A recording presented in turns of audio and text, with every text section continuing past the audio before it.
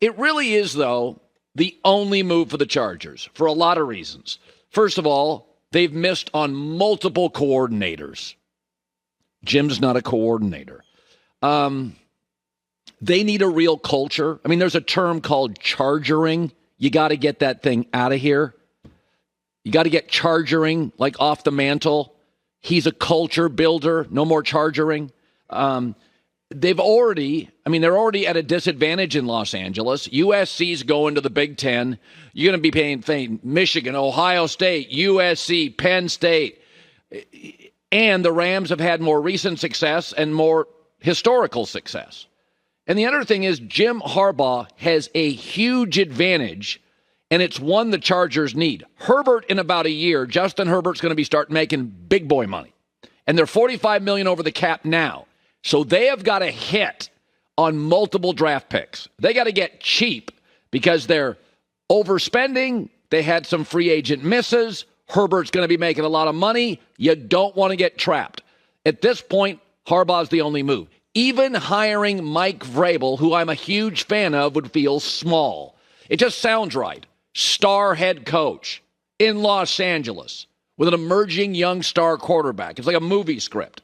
And Reed and Mahomes are rolling. Okay, so you need a disruptor. And that's what Harbaugh's been. He was a disruptor to Pete Carroll and the Trojans when they ran college football in the Pac-12. He was recently a disruptor to Ohio State's dominant in the Big Ten for years. Dominance by the Buckeyes. He was a disruptor as Seattle was building a mini dynasty under Pete Carroll with the Seahawks in the NFC West. Disruptor, disruptor, disruptor. And this is actually more plug and play. This is an easier lift. I mean, Stanford was an absolute mess when he took it over. San Francisco had gone 8 straight years without a winning season, and nobody knew what to do with Alex Smith. And Michigan had one double-digit win season in 8 years before he got there and didn't even look like they could compete or match up with Ohio State. The Chargers were in the playoffs last season, and they've got their star quarterback. This is very close to plug and play. Hitting a couple of draft picks, move some chess pieces out of town because they're too expensive. This is a much easier lift than Sean Payton with Denver, where you had to fix an expensive older quarterback. You had to change the culture. You had new owners. The GM's not your GM. It's not what this is. This is Harbaugh moves in, has control to a large degree of personnel, star quarterback, star left tackle, star receiver, and a Bosa pass rushing. This is about as good a job. This is Matt LaFleur to the Packers. It really is. It's Matt LaFleur to the Packers. You got a quarterback, you got an O-line, you got a weapon, you got a good culture. This is a much better job, easier lift than Tennessee, Atlanta, Carolina. Washington's not bad, but who's their quarterback? I mean, the first-round quarterbacks are a 50-50 miss. So the Chargers need a big swing. They need a big change. You got to get rid of the term chargering. Harbaugh, to me, is the only fit. It may get disrupted.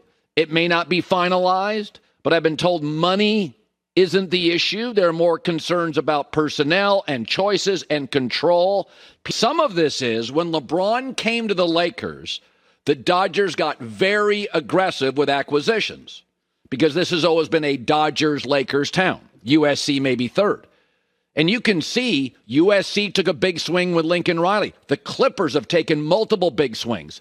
This is a town that is distracted and highly competitive, and with great Mediterranean weather, teams are average, people stop going. It's not Cincinnati. It's not a one-horse town. It's not Green Bay. It's not Buffalo. There's no guarantees here. And so with you got the Big Ten coming to town, the Rams and McVay and Stafford. Dodgers now have an all-star team. You got 4 stars with the Clippers. You get lost really quick in this town. One more stumble, one more coordinator hired, going cheap. You may not recover from that. This is the only hire to make, and I hope they do. Speaking of hires, it's official. Doc Rivers is the new coach of the Milwaukee Bucks. Listen, they hired Adrian Griffin. He was a first-time head coach with a championship or bust team with 2 stars. Didn't work. But think about this for a second. Maybe I'm wrong. But this does feel, what's happening in Milwaukee, a little bit like LeBron and David Blatt. They were the number 1 seed, 30-11, and LeBron didn't like the coach. And the Bucks are the number 2 seed, 30-13, won 5 of 6, and Giannis doesn't like the coach. And LeBron gave the okay initially to Blatt, and Giannis gave the okay initially to Griffin. But eventually the superstars aren't happy. But just think about this. Giannis comes in, and I'm not blaming him. He was a sweet, naive kid. I mean, you'd see pictures of him at McDonald's and local restaurants, and he signed every autograph. And then, of course, he has now been infused, not his fault, it's a reality, with the American idea of success, which is nobody's ever satisfied. Lamar Jackson wins an MVP. Hey, where are the playoff wins? Chiefs 11-6 off a Super Bowl win. What a disappointing season. 4 titles for LeBron, 10 trips to the finals. Hey, he's no Jordan. That's what we do to our young stars. And it's not going backwards. It's getting worse. So between Aaron in Green Bay and Giannis with the Milwaukee Bucks, it feels like, biggest star in town, cold Midwestern, kind of irrelevant city. I used to call it the Green Bay quarterback system, the Green Bay quarterback syndrome. And now it feels like the Wisconsin superstar syndrome. First, you feel lucky to be there, then a title and a few MVPs, and you're lucky to have me. But it does feel like Giannis feels a little like LeBron. Shaq, for the record, was too big for Orlando. You know he was. This happens. Too big for Orlando. KD felt too big for OKC. LeBron felt too big for Cleveland. Giannis now has MVPs, star of the league, pressure, expectations. He's getting annoyed very quickly. Anybody else notice this? I mean, they're doing everything now like they did with LeBron. They put Giannis's brother on the roster. They get him Dame or else. They hire the coach he wants, then fire the coach he wants.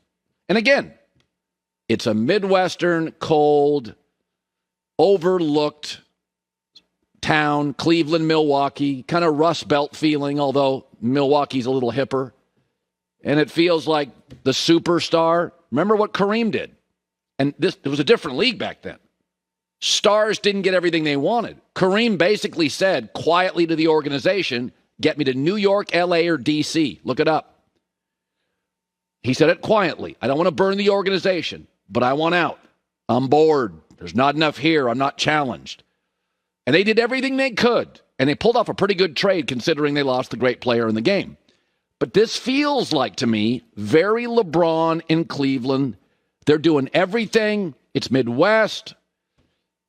They're trying. And then you come to the realization that just Shaq was too big for Orlando. And LeBron was too big for Cleveland. And KD was too big for OKC.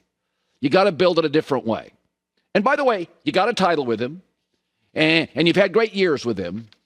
But this is his coach. You're a number 2 seed. You're on a hot streak. I want him out. And they cave in 1 hour. I mean, they just cave. And they caved on his brother. And they cave on Dame. And that's what you got to do. To me, it just feels very LeBron in Cleveland. Midwestern city, have a superstar, caving to his demands. And it just feels like Giannis is getting more annoyed more often. Doesn't it? Kind of. I don't think that's a reach. Like you're a number 2 seed. You're 30-13. You've won 5 of 6. You're annoyed. He was your guy. Now you don't want him. And by the way, the first time LeBron left, he didn't get a title. At least you got a ring. You got a trophy with Giannis. But, from naive kid infused with the American idea of success, nobody's satisfied. And I don't view Giannis as a wanderer or disloyal, but let's be honest about this in the last 2 years. He's changed. He swears more. He's a little harsher. He's less patient. And I love him as a player. I think he's a great guy, great face. But he is getting annoyed on stuff 30-13, 5 of 6, number 2 seed. That's when you knew LeBron in Cleveland was not going to last forever. You know, like LeBron came into the league. Hometown kid, going to stay there forever. We're getting very close. We almost win. Nobody's ever satisfied. And then LeBron went and played with some Olympians and went, yeah, this isn't big enough. And it's starting to feel like that. I was in Florida when Shaq left Orlando. He said all the right things. He loved it. He was on a beautiful lake, beautiful home, star of the city, but like struggled to go to the grocery store. Hi, everybody. It's me, Uncle Colin. Subscribe here to get the latest from the herd, including exclusive behind-the-scenes videos and more, wherever you may be, however you may be watching. Thanks again for making us part of your day.